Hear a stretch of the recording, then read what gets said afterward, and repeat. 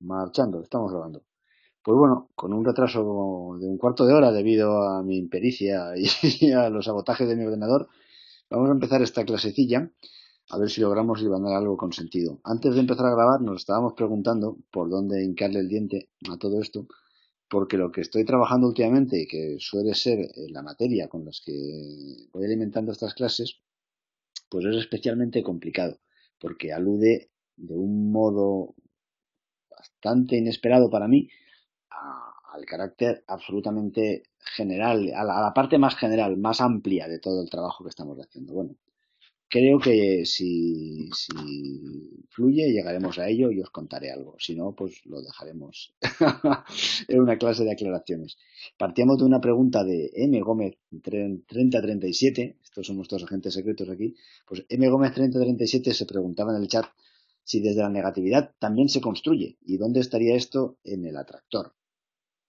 Pues bien, el atractor de Lorentz que hemos dibujado alguna vez, que es lo que se lleva ahora, el atractor de Lorentz, pues evidentemente es una manera de darle cabida a la negatividad.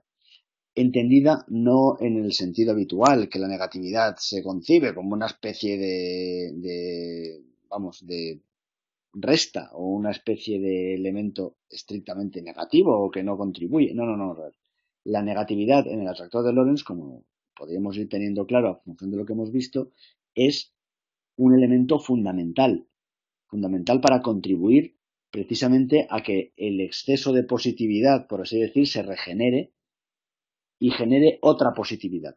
Si recordáis el movimiento que hacíamos, el que pintábamos, voy a pintar la raya azul ahora, era que, dado un elemento determinado, un equilibrio repertorial determinado, esto no entra en crisis necesariamente porque algún elemento externo o antagónico se oponga a él. Hablando con Rafael Ballesteros, que es un alumno de máster, que alguna vez haremos una clase juntos, él introducía el tema de la lucha de clases y los choques y tal. Claro, por supuesto puede haber una erupción de un elemento externo, los bárbaros o Atila o los marcianos, pero incluso los hunos y los bárbaros del Imperio Romano ya no venían desde fuera, en realidad ya estaban dentro. En realidad la caída del Imperio Romano nos la han explicado fatal en el cole. La caída del Imperio Romano es una especie de implosión y se cae como estos edificios que se derrumban hacia adentro. Pues eso es lo que sucede en el Imperio Romano y en las culturas estéticas. Es decir, hay una especie de crisis inherente a las mismas estructuras. De hecho, mi hipótesis es que es inherente al exceso mismo, a la saturación de aquello que lo había constituido. Y la negatividad negada, Fernández, muy bien, genera positividad, otra positividad. Ese es el punto, por eso estaba pintando acá. Dado un elemento, un equilibrio repertorial determinado, su exceso, el exceso de repertorialidad, si recordáis, se convertía en contingencia, como el exceso de clasicismo se convertía en manierismo. Pero eso, en Lorentz, nos podría llevar de nuevo a un momento repertorial, pero también nos puede llevar, y es este salto de acá, el que estamos ahora, a otro tipo de positividad.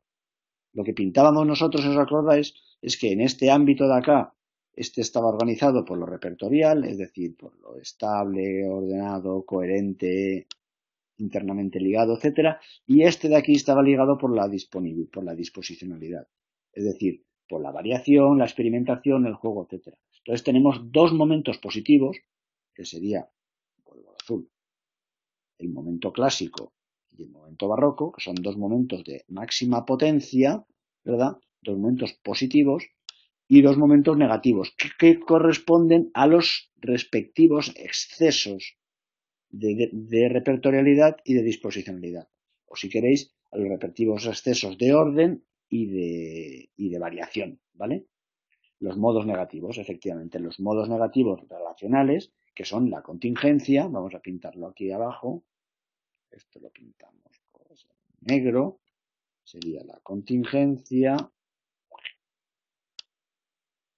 la imposibilidad, que son los dos modos negativos relacionales. Y aquí tenemos la necesidad y aquí tenemos la posibilidad. Recordad que nos queda otro modo negativo, que es el de la inefectividad, que este lo pintamos aquí más lejos, porque la efectividad abarca, el modo de lo efectivo abarca todo esto. Lo efectivo, lo que hay, es siempre el equilibrio de todas estas historias. Y la inefectividad, que es la muerte, para entendernos, la disociación, la desagregación de un complexo, genera otros complexos de diferentes órdenes, ¿vale? Pero eso entraremos otro día, ¿vale? A ver, Hernández dice, al decir que otra posibilidad quizá te refieres a que el momento es en espiral. Sí, claro, de hecho, cuando digo que es otra positividad me refiero justo a esta compleción que hace la línea azul y es que genera otro momento de máxima potencia. Lo que os pintaba al principio es que recordad que en panarquía, en el modelo de los ecólogos, hacia arriba tenemos más potencia. Por eso digo que hay más positividad. Hay una máxima potencia en el momento en que o jugamos el juego del orden o jugamos el juego de la experimentación y de la variación. Esos son los dos momentos de máxima potencia. Y hay dos momentos de baja potencia, que son el momento en que entra en crisis el orden por su propio exceso, porque se vuelve frágil, se vuelve quisquilloso, se vuelve sobrecargado, que es la contingencia, o bien el momento en que nos cansamos de jugar, nos cansamos de experimentar y nos encontramos con la imposibilidad, que es el bloqueo de todas esas posibilidades que un rato antes del esquema parecían estar a nuestra completa disposición para seguir jugando eternamente. Y hay un momento en que se revelan como lo que son, como callejones sin salidas, como sin salida, como falsas expectativas, como brotes que no van a prosperar, ¿verdad? Como cuando caen un montón de semillillas de un árbol al suelo y empiezan a brotar en ese momento ahí de primera primavera, empiezan a salir arbolitos por todos los lados. Pues sabemos perfectamente que el 90% de esos arbolillos no van a ir a ninguna parte, no van a poder prosperar, ¿verdad? Ese es el momento de la imposibilidad. Es un momento de bajada de potencia, de negatividad, pero claro, volviendo a la pregunta inicial de Sánchez, 30-37, esa negatividad es fundamental. Tienen que desaparecer todos esos arbolillos que no iban a poder prosperar de ninguna manera para que aparezcan 2, 3 o 25 árboles hermosos y que puedan crecer.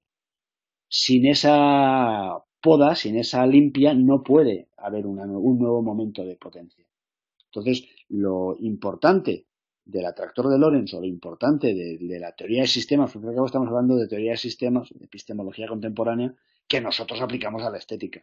Lo importante de este esquema es, os digo siempre, abrazar el conjunto, o sea, entender la dinámica mediante la que funciona, de hecho, al fin y al cabo, la historia del arte y nuestro propio pensamiento, abarcarla en toda su complejidad. Ser capaces de pensar la complejidad es el reto que nos plantea la epistemología contemporánea. Y hablo tanto de biología con la Escuela de Santa Fe, de teoría de sistemas, en fin, todo esto.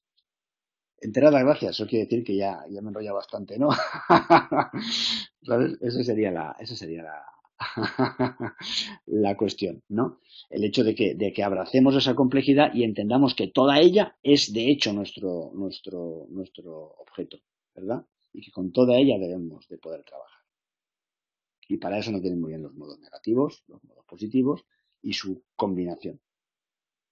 De hecho, recordad que siempre os digo que una a ver, tengo dos preguntas ahí. A ver, entonces, ¿es necesario sufrir toda la negatividad? Efectivamente. Y es que además no hay otra manera de estar vivo, ¿sabes?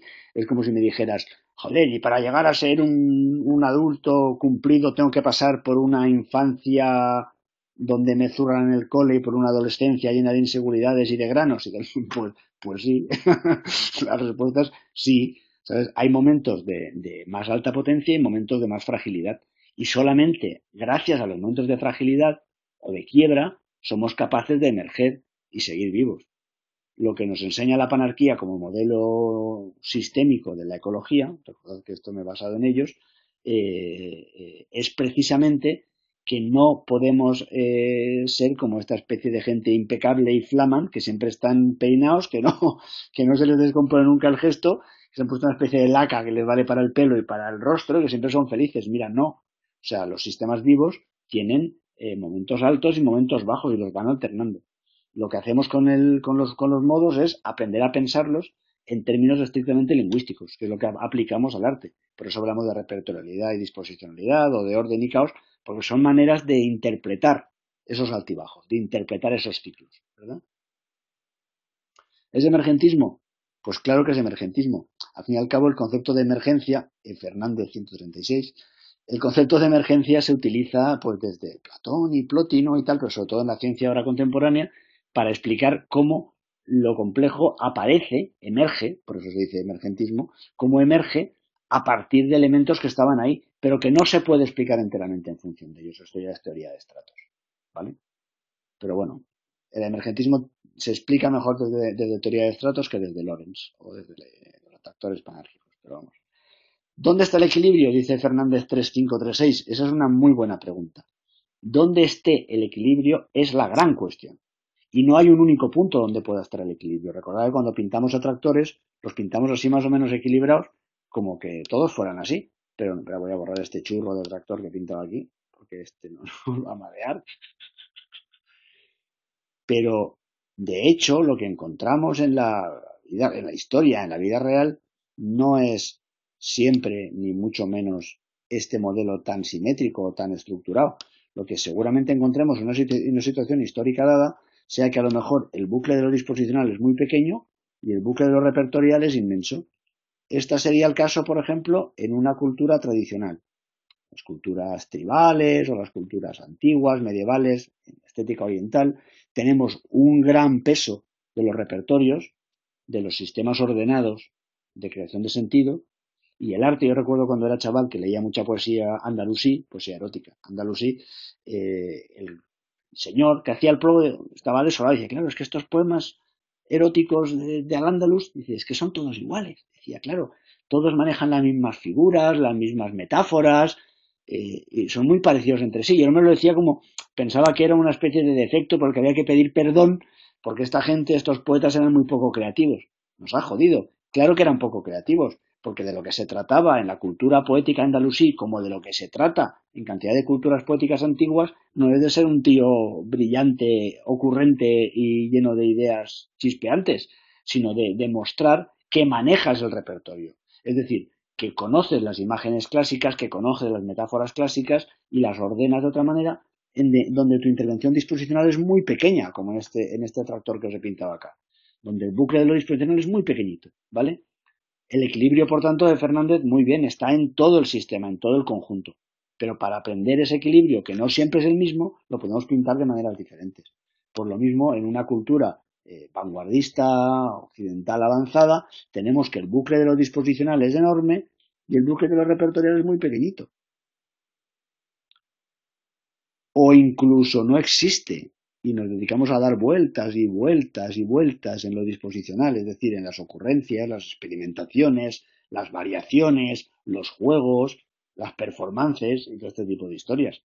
Y esto nos lleva a la pregunta que siempre sale, ¿verdad?, en todas las clases o en muchas de las sesiones que tenemos, que es ¿qué pasa con el arte contemporáneo? ¿Por qué nos cuesta tanto, pese a los esfuerzos de Yayo Aznar, por qué nos cuesta tanto engancharnos con él o entenderlo o apasionarnos por él? Pues nos cuesta muchísimo, fundamentalmente por esto, porque la deriva de creación contemporánea se ha situado en el ámbito de lo disposicional, de lo experimental, de lo que juega, de lo que varía, y eso significa que nos ofrece muy poco puerto, no nos da dónde cogernos, porque no trabaja sobre ningún elemento conocido, compartido, en el que nos podamos reconocer y en el que podamos encontrarnos, ¿verdad? Incorpora mucha más, si recordáis los términos de la teoría de la información, incorpora mucha más novedad que confirmación.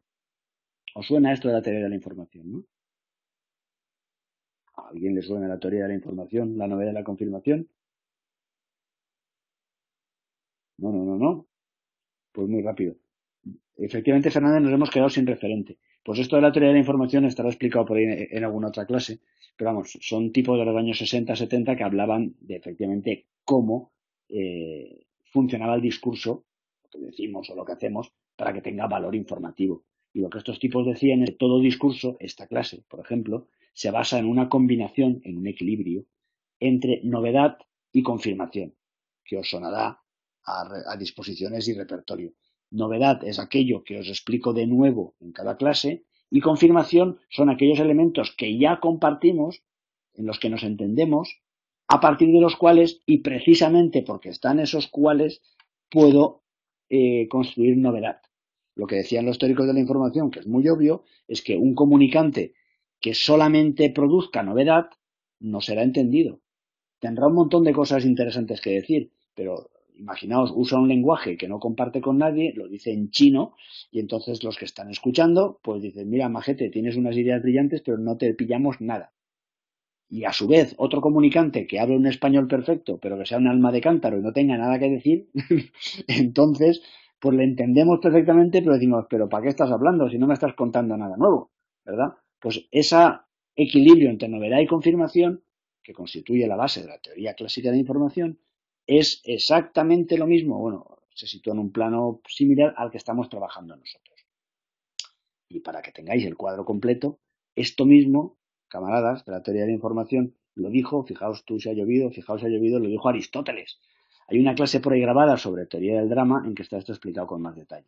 Aristóteles decía que el drama, la obra de arte, vamos, básicamente era la imitación de una praxis, o sea, la imitación de una conducta, de un modo de hacer, a través, decía Aristóteles, de un mito.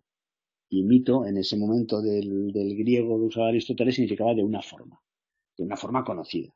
Entonces te estaba diciendo lo mismo. Yo te explico una conducta, un proceder que tú no conoces, te cuento una historia, ¿verdad?, que tú no conoces, pero te la cuento utilizando unos personajes, unos mitos, que te suenan, que tú más o menos ya ves venir. O una estructura de sentido que tú más o menos calibras. Es como cuando ves una peli de vaqueros, pues el tío del sombrero blanco es el bueno y el del sombrero negro es el malo. Pues más o menos te sitúas. Y eso que te sitúas, esa especie de mínima complicidad, te permite compartir un código, efectivamente, como dice Gómez, con el emisor, a partir del cual el emisor puede confiadamente meter una novedad, explicarte algo de nuevo, ¿vale? Por eso nos cuesta, insisto, tanto a veces acoplarnos con el arte contemporáneo, porque está muy atrapado en una dinámica disposicional, en una dinámica de la novedad, y ha descuidado, al contrario que el arte tradicional o el arte clásico, ha descuidado prácticamente por completo en algunos casos el polo de los repertorios. Recuerda que están llamando al timbre y creo que son mis hijos que vienen a cenar. Lo veréis.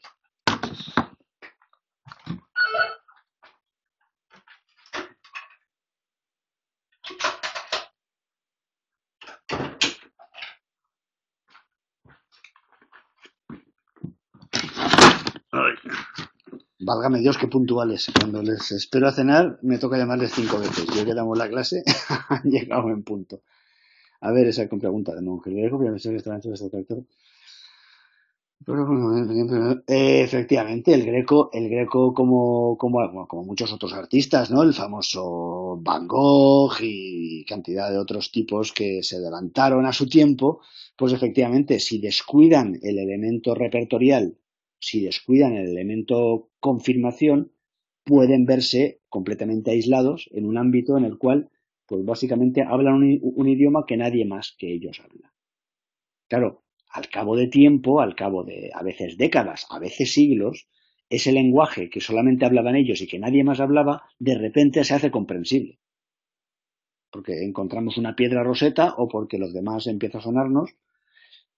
No es que sea una cuestión estrictamente de años, Fernández, es una porque sabe Dios cuántos genios perdidos habrá por ahí, cuántos pintores domingueros o cuántos músicos o novelistas fracasados cuya obra jamás conoceremos.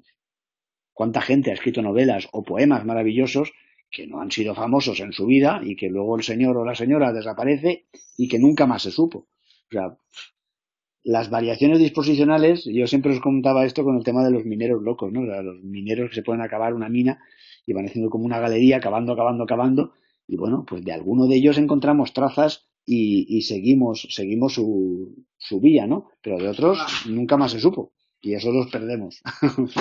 Sí, su comprensión puede ser una cuestión de años, puede ser que al cabo de años se dé o puede ser que no se dé. Eso es lo que no podemos saber, ¿vale? Pero bueno, al fin y al cabo, la variación en lenguajes humanos, por mucho que no tenga un elemento compartido, al fin y al cabo parte de una experiencia común, con lo cual podría haber cierta esperanza en que al final el lenguaje se hace comprensible porque crea un nuevo repertorio. Efectivamente, el lenguaje se hace comprensible en la medida en que es capaz, más que el lenguaje, la práctica artística en cuestión, es capaz de acabar generando esa repertorialidad compartida. Recordad que un repertorio no es ni más ni menos que un conjunto de elementos ordenados que nos permite pues establecer cierta previsión de lo que estamos manejando. En la medida en que yo puedo reconocer patrones, como dicen los teóricos de la inteligencia. Si yo puedo reconocer, yo veo a alguien haciendo gesticulaciones raras y hablando así, moviendo las manos, a lo mejor está hablando el lenguaje de los sordomudos, que yo no conozco. Si soy un tipo listo, le observo y me fijo en el contexto, a lo mejor acabo averiguando los patrones que organizan su lenguaje. Y entonces ya no serán unas gesticulaciones dispersas, como las que pueda estar haciendo cualquier artista contemporáneo ahora mismo, sino que serán todo un lenguaje coherente y un lenguaje ordenado que yo puedo aspirar a interpretar. Sí, claro. ¿Me seguís? Nos hemos ido derivando de alguna manera, pero está bien que vayamos explorando esto porque quizás las clases anteriores lo he explicado así a capón y bien está que lo vayamos elucidando, ¿vale? Así que no os cortéis de preguntarme más cosas de estas. Y está muy bien el ejemplo del Greco. El Greco no es que experimentara en la línea correcta, de alguna manera hay muchas líneas correctas. O sea, ninguno de estos equilibrios es de suyo el gran equilibrio, ¿vale? Simplemente os digo que son diferentes variaciones. Es cierto, que es lo que cuenta Tatarkiewicz en su gran teoría de la belleza, es cierto que durante más de 2500 años este modelo en el cual hay una repertorialidad muy amplia y muy estable ha sido el modelo predominante. Es decir, la belleza, como sabéis, si recordáis de las clases que hemos dado sobre la belleza tiene que ver con la consonancia, con la integridad y con la claridad. Son los tres ideales, si recordáis, de Santo Tomás de Aquino, que por eso le hicieron santo. La consonantia, la integritas y la claritas. Claro, esos son categorías estrictamente repertoriales, que aluden a este bucle amplísimo. Aquello que compartimos, aquello que es confirmación, aquello que es repertorio, se caracteriza precisamente porque es consonante, es coherente, es íntegro, es decir, constituye un conjunto, ¿verdad?, en que no falta ninguna parte y es claro. Eso es la belleza para los clásicos. Y eso ha tenido mucha permanencia. La anomalía somos nosotros. La anomalía de la sociedad occidental que desde el 1800 y algo, seguramente a rebufo de la revolución industrial, entra en este bucle, en el cual lo que debía ser conveniente, íntegro y claro, se desvanece, se deshace en el aire. Y lo que nos queda es meramente la especulación, la variación, la ocurrencia, el juego, todo este tipo de cosas. Yo en algunas clases he aventurado la hipótesis de que esta inversión de polaridades que veis acá, entre esta pizarra y esta otra, esta inversión pueda deberse a los cercamientos que el capitalismo hace, que arrasa, destroza la sociedad rural, la sociedad tradicional, y nos mete a todos, es como meter un palo en un hormiguero, y está todo revuelto. Y todavía, nosotros a día de hoy, que nos creemos súper importantes, no somos más que las últimas hormiguitas que estamos aquí dando bandazos. A ver qué decís, que si no os leo. Yo tenía hasta figuritas que repetían muchas veces. Si eso no es verdad, claro que sí. Eso es una repertorialidad de Medier, pero es una repertorialidad que él, en principio, no compartía con demasiada gente. Es como el lenguaje que se inventaran dos niños gemelos que... Espera, que me manda un mensaje a mi hijo. Vale, hijo, muchas gracias. ¿Ni saludar o qué? Ya ni saludo. No, yo dije todo llegando Que estoy dando la clase. Saluda a mis compañeros. Di algo. No está vivo. Todo el día en un ordenador. Ya ni saluda. ¿Qué te pasa? Apágale, Jordi. Apágalo. Ya. Vete por ahí. Pero pega en un ordenador. Y no tiene sentido lo que dices. No tiene sentido. Ahora hablamos, tío. Deja de sentido. Ya. Vale, apágalo, vicio. Apágalo. No haces nada. Apágale a Jordi. Vale, ya. Y tú no tienes sentido de ni la misma idea. ¿Qué significa eso? Ya, lárgate. ¿Qué significa? Ya está. Ya lo hemos calmado. En un momento aquí de crisis generacional. A ver, que me he perdido vuestros comentarios. Estamos en un momento muy interesante de la crisis. Claro, lo que os decía es que lo que hace el Greco precisamente es generar toda una repertorialidad, efectivamente, porque construye un lenguaje coherente, pero es un lenguaje que no comparte con nadie. Os decía, como unos gemelos que al crecer juntos desarrollan un lenguaje que ellos se entienden de puta madre, con perdón o sin perdón, pero que los demás no les entendemos. Pues eso es lo que pasa con mucho arte contemporáneo y es lo que pasó con el Greco o con cualquier otro artista.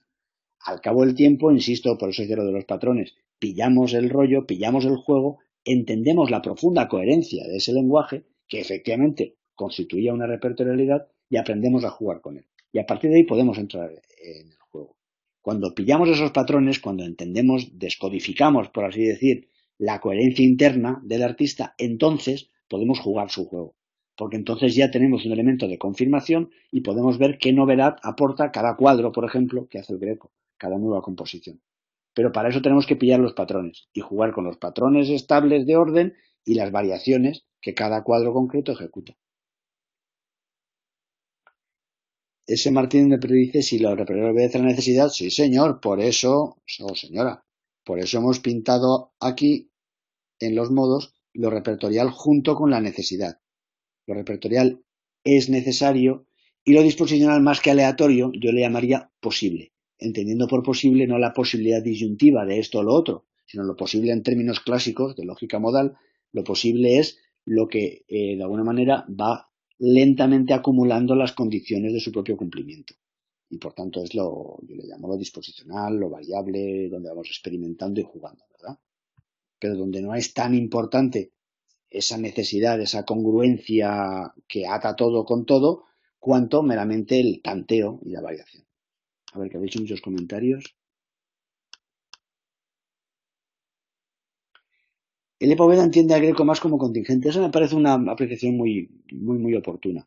Pero vamos a ver, todos los artistas, todas las escuelas que veamos, todas, tendrán elementos de necesidad repertorial, de contingencia en tanto exceso de esa contención lingüística, de posibilidad porque están experimentando y de imposibilidad porque se cansan de experimentar y vuelven al orden. Por eso decía, cuando preguntaba antes más arriba dónde estaba el equilibrio en el atractor, decía que el equilibrio es todo el atractor, en función de cómo lo pintemos, en función de cómo lo equilibremos, en función de cómo lo distribuyamos. En cualquier obra de cualquier artista es perfectamente legítimo encontrar cualquiera de estos cuatro modos: necesario, contingente, posible, imposible. Va a estar en todos, en diferentes proporciones, y esa es la gracia de la cuestión.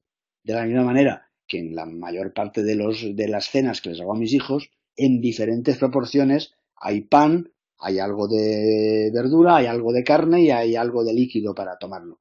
Pero claro, depende del día, pues estos ingredientes u otros varían, ¿verdad? Pues los cuatro modos son como los cuatro ingredientes fundamentales de una cocina que cada artista combina según puede o según le va, ¿vale?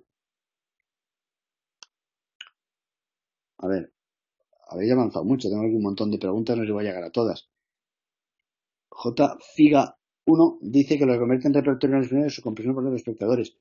Bueno, digamos que dado un acto comunicativo o un acto expresivo o artístico o lo que sea, la parte eminentemente comprensible, porque es coherente, porque está ordenada, porque es clara, es la parte repertorial, ¿vale?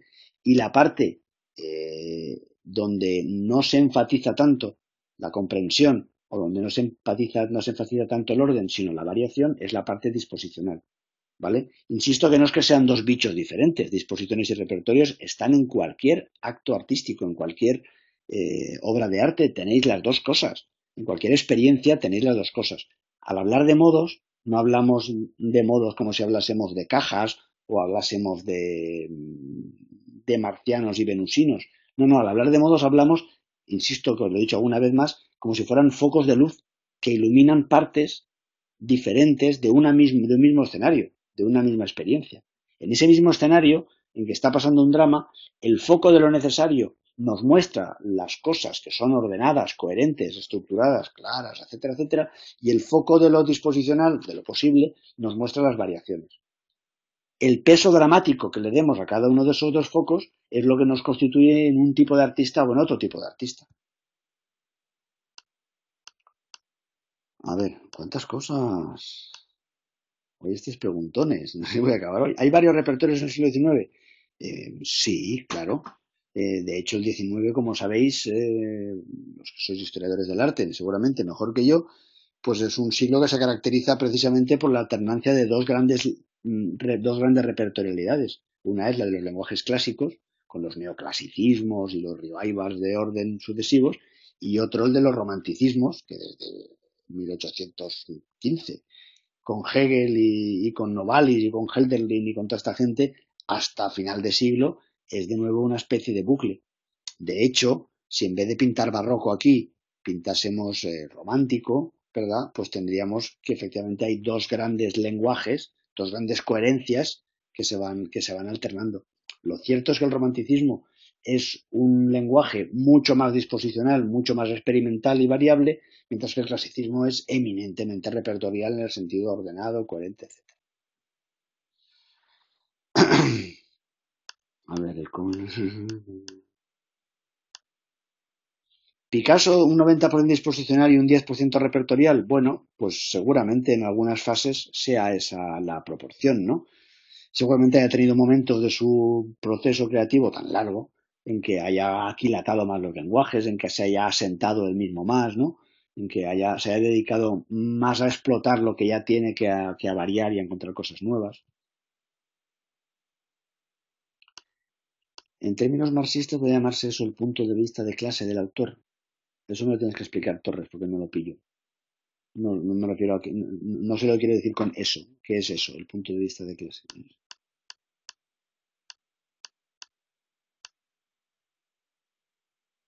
M. Friel dice: los momentos de desequilibrio incondenables una condición para que el crecimiento de lo repertorial y que el equilibrio entre lo repertorial y lo disposicional sea dinámico.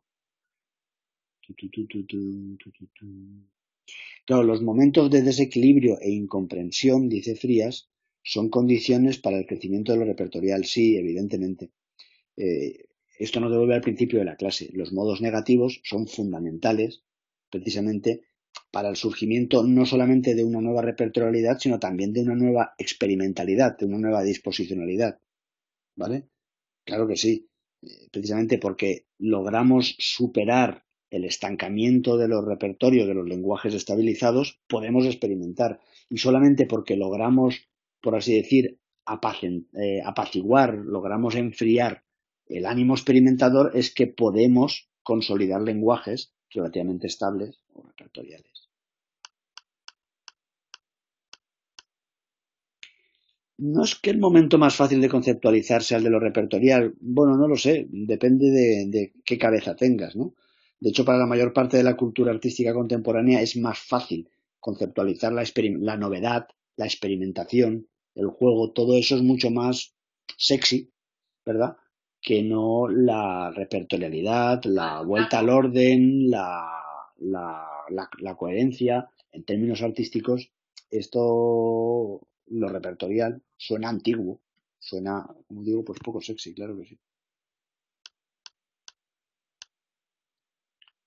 Vale, llego al final de los comentarios, menos mal, pensaba que no llegaría nunca.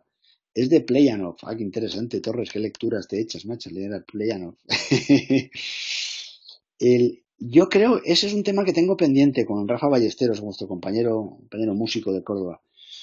Tenemos que discutir eso, porque a lo mejor cuando hablamos de lucha de clases, esa gran cuestión, a lo mejor hablamos de diferentes atractores que chocan, de diferentes escalas o de diferentes sistemas modales.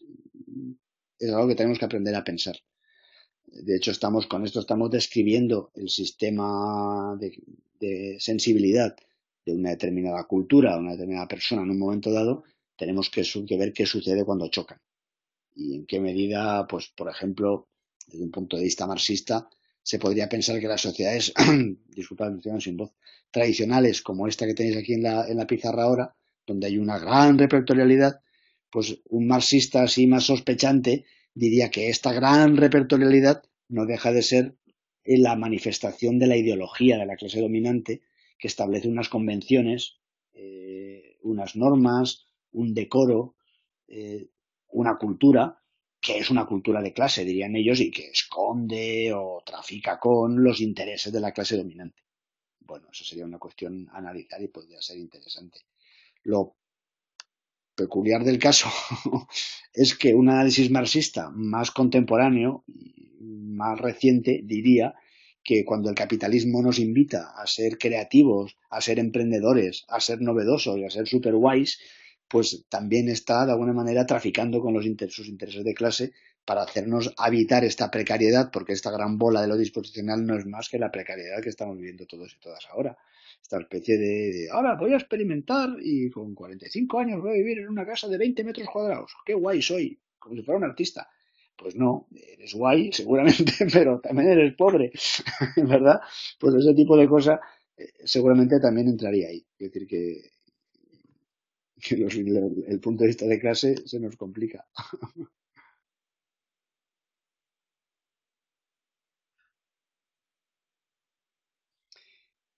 Lo repertorial podría equivaler al conjunto de ideas, clima sociológico en suma, que es lo que se estudia en la crítica sociológica. Yo diría que lo que estudia la crítica sociológica, Torres, es, de nuevo, cada uno de los conjuntos, cada uno de los juegos de suyo. Porque, insisto, este último dibujo que tenéis en la pizarra, donde lo disposicional, que está aquí, está sobredimensionado respecto a lo repertorial, que no me cabe ni la R casi dentro, ¿verdad? También es un sistema social, también es una cultura, también es un estado determinado de la vida social y de hecho artística, ¿no? Y es por tanto objeto de análisis sociológico, ¿verdad? Por mucho que esto sean variaciones individuales o experimentales y tal, pero socialmente se bendicen como tales, con lo cual tenemos todo esto ahí, ¿vale? Bueno, camaradas, son las 9 menos 10. Me van a echar mis hijos, pero vamos, malamente. Ya te ves un taco, Jordi. Bueno, creo que ha sido una clase de intentar atar cabos. Espero que haya sido útil para vosotros y para la gente que la escuche diferido. Y bueno, seguimos. La semana que viene estamos a 23. Yo, por mí, como no creo en las Navidades y sé que los Reyes son los padres, pues voy a estar por aquí. Bueno, no estaré aquí en Madrid, pero creo que tendré internet. Así que si estáis por ahí, nos vemos la semana que viene. ¿Vale? Venga, camaradas. Y le debo una respuesta a Nogueira, que se me ha escapado. Intento responderle a todo, lo siento. Ahora te busco, Nogueira, y te contesto en el foro. Venga, chao, compañero.